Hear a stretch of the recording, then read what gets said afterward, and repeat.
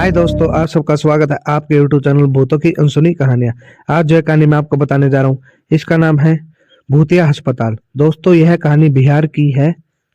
एक बड़ी city hospital में हुई एक खौफनाक घटना पर आधारित है। प्रियंका नाम की एक लड़की रहती थी जो बहुत ही प्यारी और समझदार थी।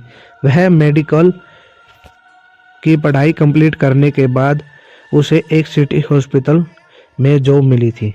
वह पहली बार जॉब के लिए कार में अपनी मम्मी के साथ जा रही थी। उसकी मम्मी बहुत घबराई हुई होती है। माँ को घबरा हुआ देखकर प्रियंका ने कहा, प्रियंका माँ, आप इतनी घबराई हुई क्यों हो?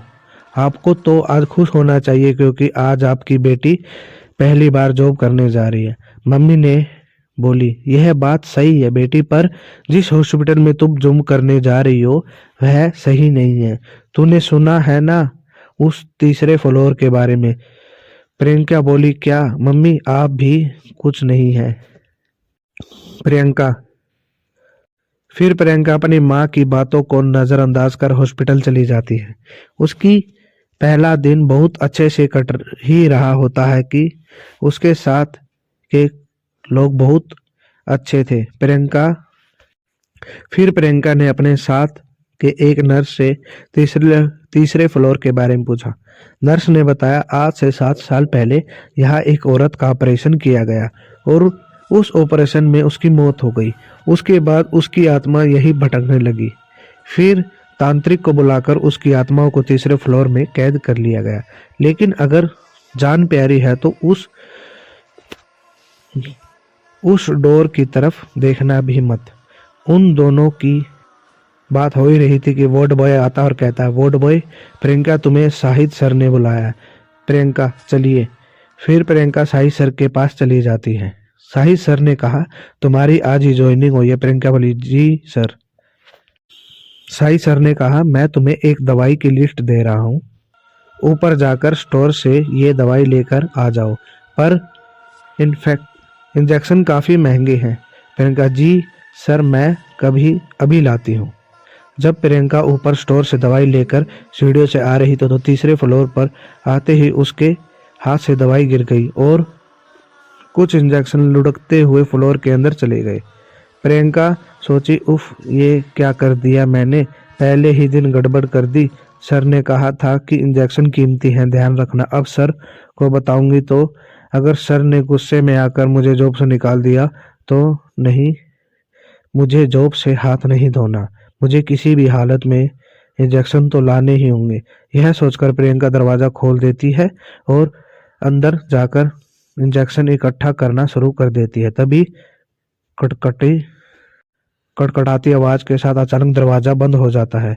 फिर पूरे फ्लोर पर पूरी तरह अंधेरा छा जाता है। फिर प्रियंका हड़बड़ाते हुए स्विच ऑन कर देती है। फिर एक छोटा सा बल्ब जलता है, वो भी झपकता हुआ, और तभी फ्लोर में से किसी औरत की चीखने की आवाजें जोर जोर से आने लगती हैं।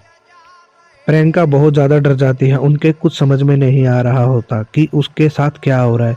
फिर उसके बाद फिर से चीखने की आवाजें सुनाई देती। फिर प्रियंका डरी डरी बोलते, प्रियंका का कौन है? देखो, मुझे जाने दो, मैं सिर्फ दवाई लेने आई थी, चली जाऊंगी। देखो देखो, मैं जा रही हूँ, मुझे कुछ मत करना, प्लीज प्लीज। तभी प्रियंका जा ही रही थी कि अचानक फ्लोर का लाइट ऑफ हो गया और घोर अंधेरा छा गया। प्रियंका रोने लगती है। फिर अचानक भूतनी का कटा फटा चेहरा खून से लथपथ उसके सामने आ जाता है। प्रियंका जोर से चीखने लगती है। भूतनी बोली, बदला लेने में मदद चाहिए क्या तुम मेरी मदद करोगी? प्रियंका डरी हुई बोली, मैं आपकी मदद नहीं कर सकती। और मैं क्या मदद कर सकती हूँ? भूतनी गुस्से से बोली, तुम्हें मेरी मदद करनी होगी। प्रियंका डरी हुई बोली, ठीक है, मैं आपकी मदद करूंगी, बताइए क्या मदद? भूतनी बोली, मैं एक बार यहाँ अपने बेटे का इलाज करवाने आई थी। शाहिद ने कहा ऑपरेशन करना पड़ेगा, फिर कहता है उसकी ऑपरेशन में मौत हो गई। लेकिन जब मैंने चुपके से डॉक्टर की बात सुनी तो पता चला कि मेरा बेटा मरा ही नहीं, उसे मार दिया गया और सारे अंग निकाल दिए गए। और फिर जब मैंने इसका विरोध किया सबको बता देने को कहा तो उन्होंने मुझे भी मार दिया और सबको यह बता दिया कि मेरी ऑपरेशन के समय मौत हो गई थी। शाहिद अब भी ऐसा करता है, वह इंसान नहीं है। प्रियंका बोली, जो तुम कह रही हो यदि सही है तो मैं हर हाल में तुम्हारी मदद करूंगी। फिर एक दिन प्रियंका अपने दोस्तों को पेशेंट बनाकर शाहिद के पास भेज देते। शाहिद आपको ऑपरेशन कराने को कहता। अगले दिन जब शाहिद ऑपरेशन ही करने वाला होता कि तभी पुलिस ने आकर रंगे हाथों पकड़ लिया और लंबी सजा के लिए जेल में डाल दिया।